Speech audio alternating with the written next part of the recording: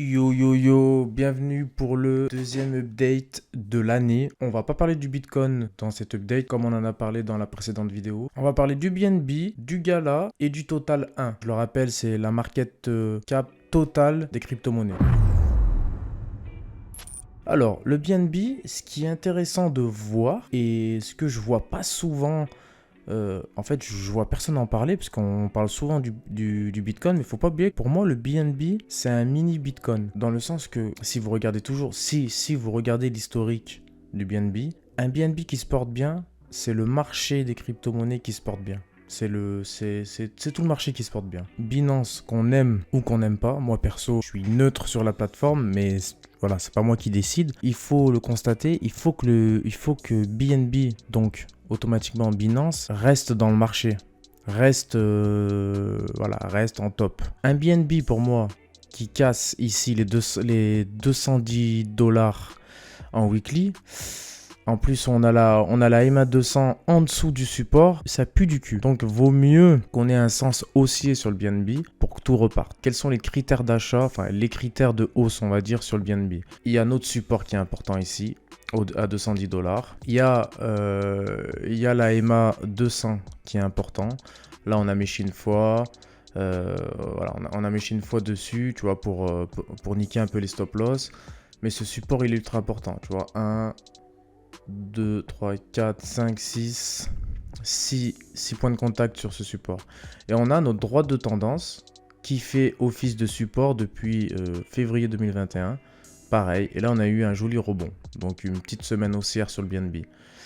Moi j'attends la cassure ici de la droite de tendance qui fait, elle, barrage au prix depuis la fameuse baisse du Bitcoin. Quand le Bitcoin a baissé, tout a baissé. Donc on a toujours cette droite de tendance, si vous regardez sur toutes les cryptos, depuis le 21 novembre. Et on peut même rajouter les Fibos, j'en suis sûr.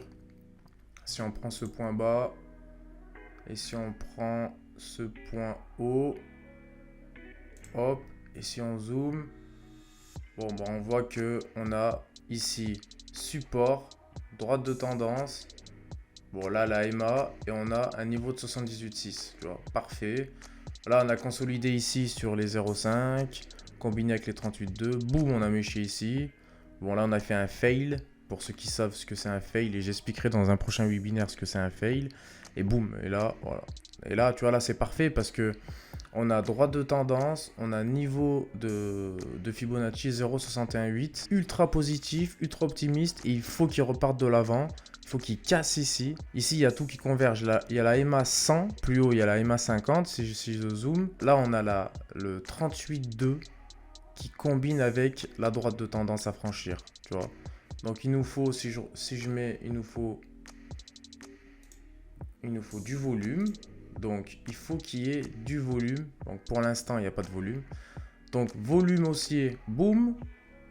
On casse les 38,2, on casse la EMA 100, on casse la EMA 50 et on casse la droite de tendance à 296. Donc, vraiment, les 296 signal d'achat. Le total 1, donc la capitalisation boursière totale des crypto-monnaies. Là, on est dans un failing wedge. C'est des magnifiques patterns de retournement haussier. Si on casse ici la droite de tendance, boum, là on va passer au-dessus des EMA, des moyennes mobiles. Et là ça va être une dinguerie, ok? Donc c'est là le signal ici. Donc le total 1 a toujours à regarder, toujours. Je voulais vous parler du gala. Pour moi déjà on a eu une semaine très haussière sur le gala.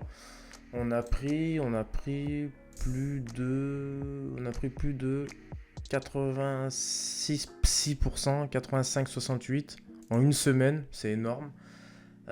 Moi, c'est plutôt le 3 jours qui m'intéresse. Regarde le 3 jours, pareil, failing wage. Pour traduire, hein, c'est simplement des biseaux baissiers et des canaux baissiers cassés par le haut. Ça donne de bons ratios, de hausse, ok, de bons risk-reward.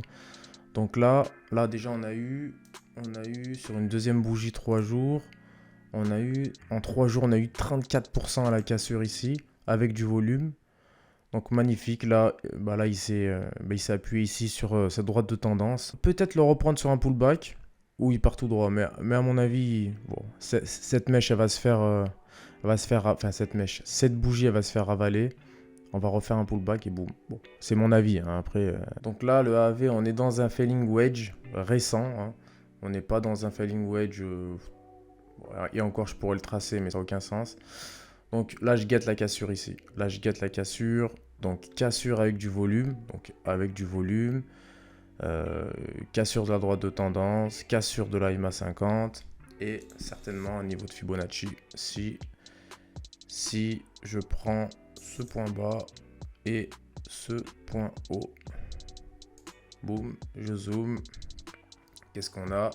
Voilà, on a un rebond sur un 38,2. Peut-être qu'on va être rejeté. On va réintégrer... on va être rejeté sur la droite de tendance. Boom, pullback. Et bam. Ok. Voilà ce que je regarde en ce moment sur les crypto-monnaies. Ne ratez pas la prochaine vidéo qui va sortir où je vais vous parler mes 10 cryptos que je regarde et qui vont certainement être dans mon futur portefeuille. Une autre vidéo aussi où je vous détaillerai la composition de mon portefeuille en répartition, en pourcentage, blablabli, blablabla. Et je vous dis à la prochaine, je vous fais des bisous. N'oubliez pas de liker, de partager, de commenter. Paix sur toi, bordel.